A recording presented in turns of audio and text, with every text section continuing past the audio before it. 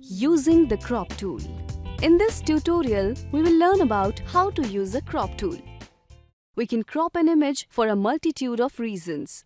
When capturing any image, it's important for us to capture it in such a way that it fills the frame as much as possible. But sometimes, we may not require the entire frame, and in such cases, cropping helps us removing or eliminate as much irrelevant information as possible.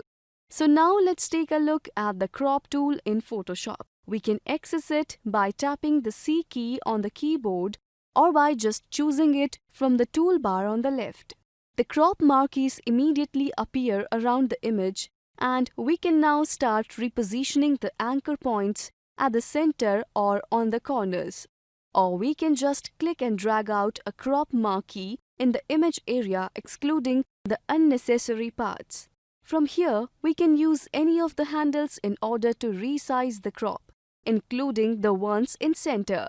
And for that, we need to reposition the crop position by moving the image within the crop to fit our needs. And without cancelling the crop, we can also change aspect ratios. We can either enter a particular aspect ratio here or can select one from the list. We can also interchange the numbers of the aspect ratio to crop the image horizontally or vertically. For example, if we choose the aspect ratio 5:7 and want to flip that, we can do so by clicking on the arrows here or by hitting the X key.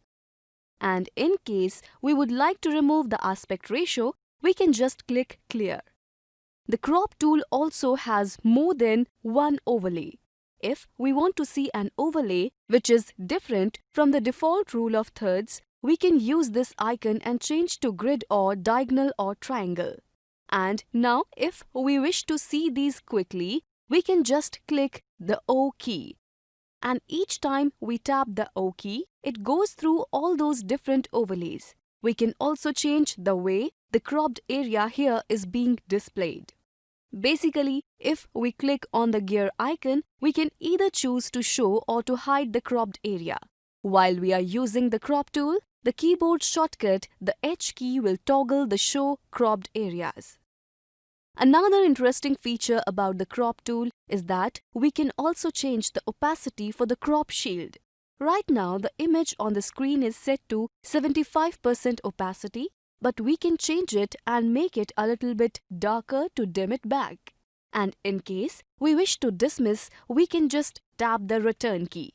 We also have a choice to either delete the cropped pixels or to retain them in the remaining cropped file. And if we decide to delete the cropped pixels, we can view the layers panel and then a background layer, which is the color of my background color in my toolbar. Once we click on the check mark in order to crop this image, those pixels now disappear and we are back to the background layer on the layers panel. This means that if we were to select the move tool and then turn our background into a layer by clicking on the lock icon, when we reposition the image, we can see that everything outside of the image area has in fact been cropped.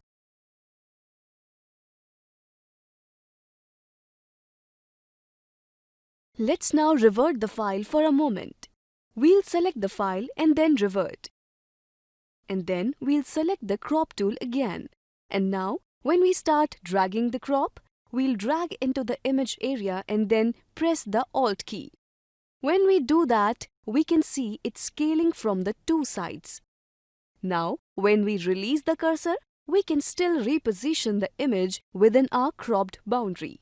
This time, we'll uncheck the Delete Cropped Pixels.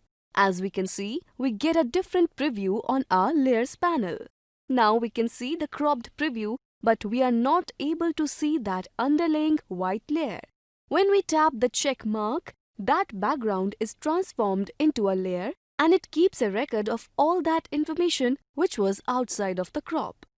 So, if we reposition the image within the canvas through the Move tool, we find that all that information is still there.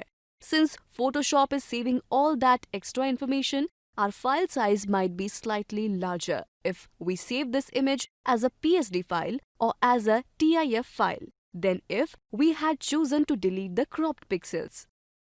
If we want to see the entire information outside of our canvas area, we can choose the image menu and then click on Reveal All. And then the canvas will automatically increase in size to include the image that we previously cropped. If we decide not to crop the pixels, we need to save our file as a JPG file. Because JPG files don't save multiple layers, in fact, this format actually throws off all the extra pixels not on the canvas, the ones that have been cropped. Alright, let's change one more time to Crop tool by tapping the C key and click and drag out our crop.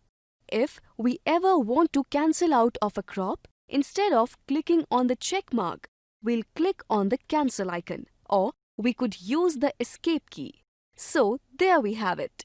Thus, by using the crop tool, we can remove distracting elements while we preserve cropped information for editing images with greater flexibility editing.